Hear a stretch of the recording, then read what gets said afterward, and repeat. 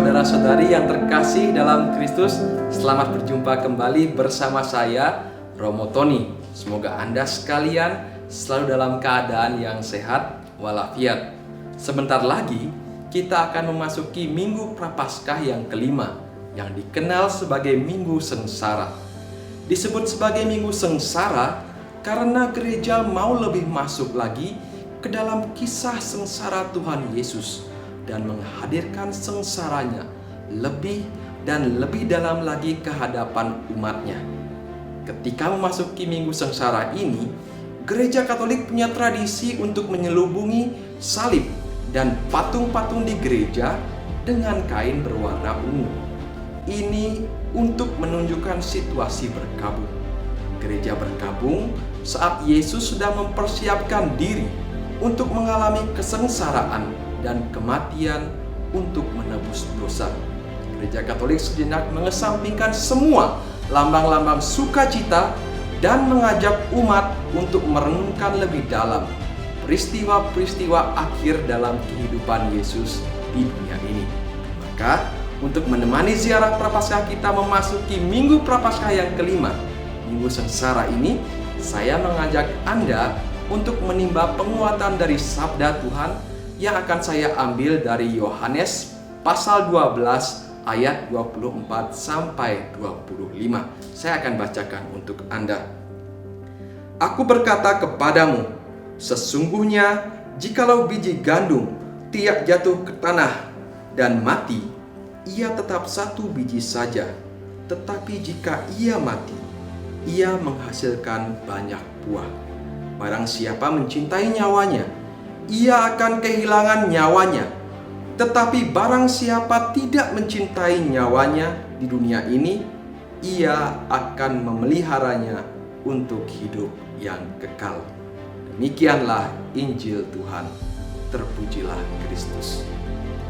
Saudara-saudari yang terkasih, Yesus menggunakan gambaran tentang biji gandum untuk menjelaskan sebuah kebenaran iman yang sangat penting, bahwa tidak ada kemuliaan tanpa penderitaan, tidak ada keselamatan tanpa kematian.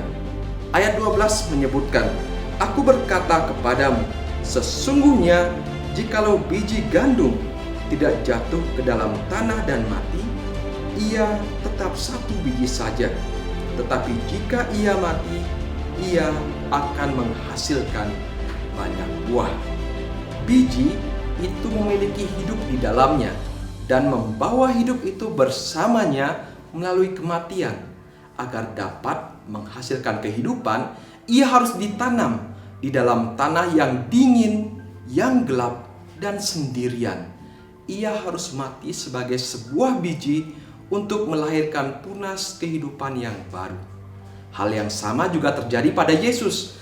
Allah telah menetapkan bahwa satu-satunya jalan yang mendatangkan keselamatan bagi manusia adalah jalan penderitaan, sengsara, wafat, dan kebangkitan Tuhan Yesus telah menjadi layaknya biji gandum yang jatuh ke dalam tanah dan mati. Tetapi kematiannya tidak sia-sia, melainkan menghasilkan banyak buah, yaitu jiwa-jiwa yang diselamatkan. Pertanyaannya untuk kita, cukupkah kita hanya mengucapkan syukur atau berterima kasih saja atas segala pengorbanan Yesus? Yesus ajak Anda dan saya untuk ikut ambil bagian dalam pengorbanannya. Apakah hidup yang kita jalani ini sungguh mendatangkan berkat bagi orang lain, keluarga, anak-anak, atau bagi gereja?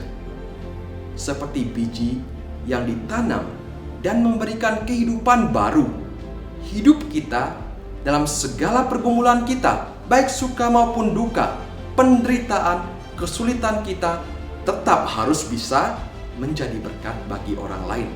Kebahagiaan seorang pengikut Kristus adalah ketika hidup kita, hidup Anda dan saya yang sementara ini boleh menjadi persembahan yang berharga kepada Tuhan dan menjadi berkat bagi orang lain.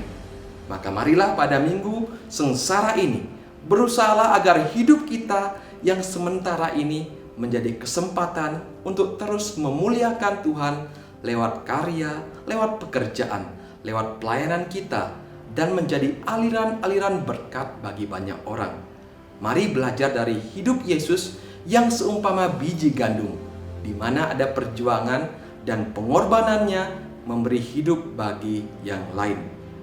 Saudara-saudari yang terkasih, marilah pada minggu sengsara ini berusahalah agar hidup kita yang sementara ini menjadi kesempatan untuk terus memuliakan Tuhan lewat karya kita, lewat pekerjaan kita, lewat pelayanan kita, dan menjadi aliran-aliran berkat bagi banyak orang.